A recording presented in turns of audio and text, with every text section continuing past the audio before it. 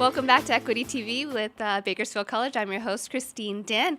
So our military veterans have served us, and now it's our turn to serve them with the help of Bakersfield College. Joining us are Armondo Trujillo and Joe Acosta from the Veterans Service Outreach. Welcome, guys. Hi. We're from Bakersfield Vet Center. Oh, that's right. Veterans. Yes, that's right.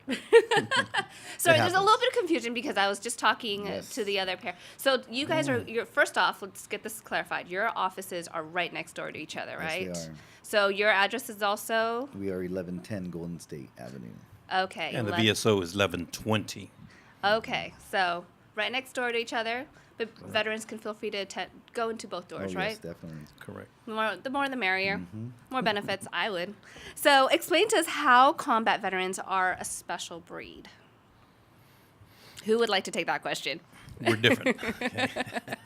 And I can tell you from personal experience, I am a combat veteran, and so is Armando. We're different in that our environment is a lot more violent. Our service to this country was a lot more violent. Everything in the military is loud. It's like reading a message in all capital letters. When do you know is what's more important?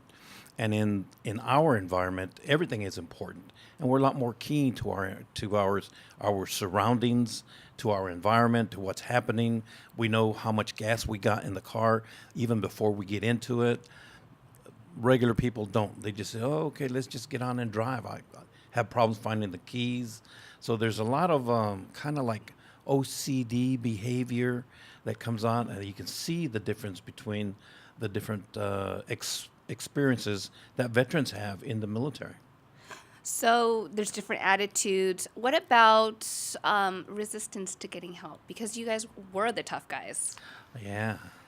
You get a room full of alpha males, it's very difficult for us to say we need help, you know. What I'd really like to know is, but what I'd really like to emphasize is it takes a better man to step forward, a better person, a better serviceman to step forward and say, I need help. It's the one that really, really doesn't say anything, so I can macho it out. I can tough it up. I can, adapt, overcome, improvise. And it doesn't work that way. Long term, it's always going to come back and bite you. And me as the outreach worker, I always try to emphasize with my other brothers and sisters who are experiencing similar issues is we've already done it. That hard mentality, which got us back home, we've already done it. And so the stigma with PTSD that people still think about, I try to help and let them know, I don't care. I already took that stand. I don't wear a T-shirt or a hat that says I have PTSD, or I don't use it as a crutch every day. But I have been educated on it, and I have learned a lot as far as new coping mechanisms, new attitudes, and that's helped me help them to say, okay, look, I've already taken that step forward to say, hey, as a Marine Sergeant, I understand this. So you're not alone taking that step forward anymore. There's other vets that have already been through this program that's already benefited so much more that you are not going to stand out alone. So that's something I like to share with them, because until you describe that veteran, then they think they're alone. I walked in and I was described everything. I'm like, how do you know that? And they said, you thought you were alone? And I'm all, yeah, I thought it was just me. Now that's PTSD. And even in 2008, I was like, what's that? So it wasn't talked about as much as it is today. But even then, I had a veteran who didn't come in for 3 years because he said he'd be called schizophrenic. And I asked him, whoever told you that? And he goes, oh, I just thought that's what I would be called if I went in there and said I was having, an issue. I said, okay, no. So that's why, veterans react better to fellow veterans, right? Mm-hmm. Oh, yeah. Yeah. And that's Very much so. one specialty with the vet centers. Our counselors are veterans. It's not a psychiatrist or a psychologist who's never been in combat telling you, oh, this is why you're feeling that, or I don't understand why you say that. In this case, Joe and our other counselors there can relate to what the veterans are going through. Yeah. So how does PTSD keep veterans from getting the help they need? What are the consequences of not getting that help? Well, there's a lot of symptoms involved. Some are isolation, difficulty trusting others, and those alone are probably the biggest barriers besides that personal I don't want to be broken. I don't want to be weak. I don't want to go in there.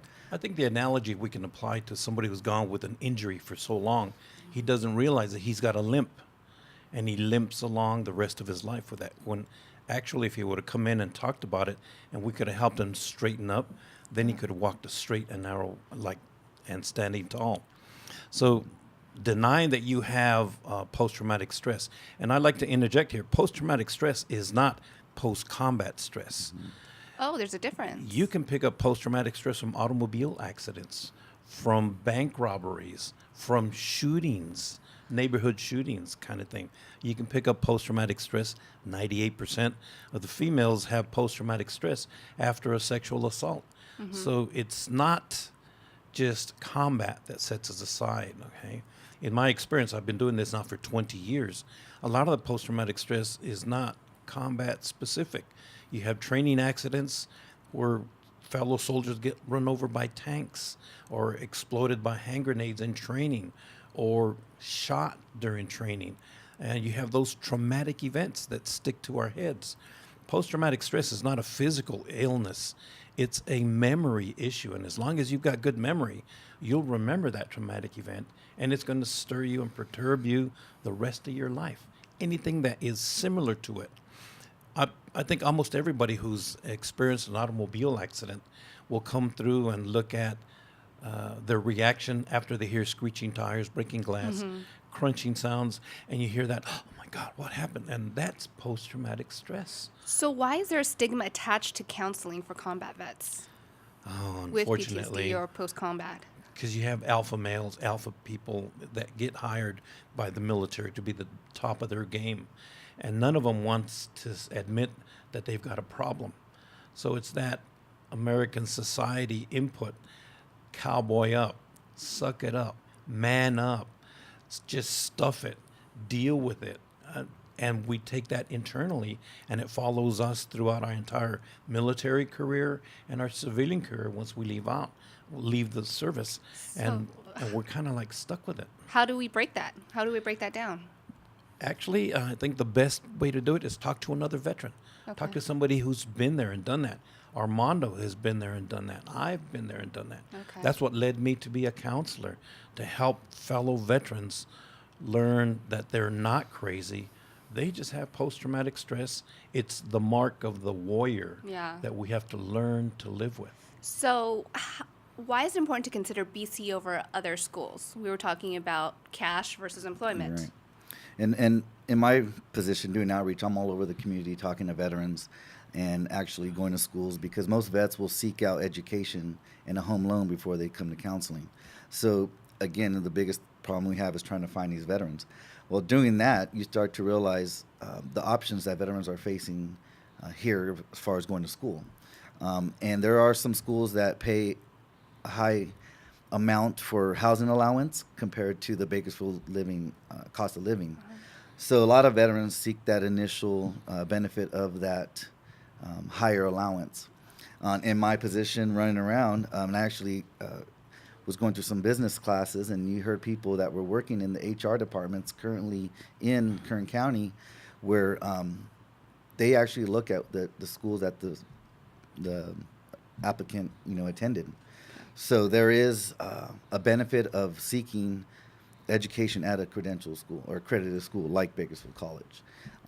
There may be a short term, maybe not as much income coming in at the time, but the benefit of attending Bakersfield College is going to outweigh any type of quick money award. And I try to help the vets realize that. So other schools may offer you a lot more cash up front or for housing short term. Right. But if you go to BC, you will get better employment opportunities in the future, which is to me a lot more cash in the long run. Definitely in the long run. All right. Well, thank you so much, Armondo and Joe. One other thing that really helps out if you go to an actual school, us combat veterans who have problems socializing, and we have a lot of agoraphobia, afraid of being enclosed.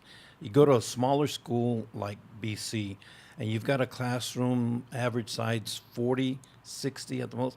That's within the comfort level of us who are dealing with post-traumatic stress. and depression and bipolar, it's easier to deal with a smaller number as opposed to going to a larger university, four-year university, where you have English 101 is in the gym or an auditorium and you got 200 or 300 students. When are you going to get your question answered in a 200 student class? More BC intimate offers setting, that one-on-one. intimate exchange where you raise your hand and the instructor is going to be able to address your question.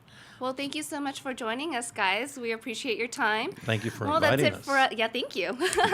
Well, that's it for us at Equity TV with Bakersfield College, where we hope to inspire you to reach for your dreams of college. We'll see you next week.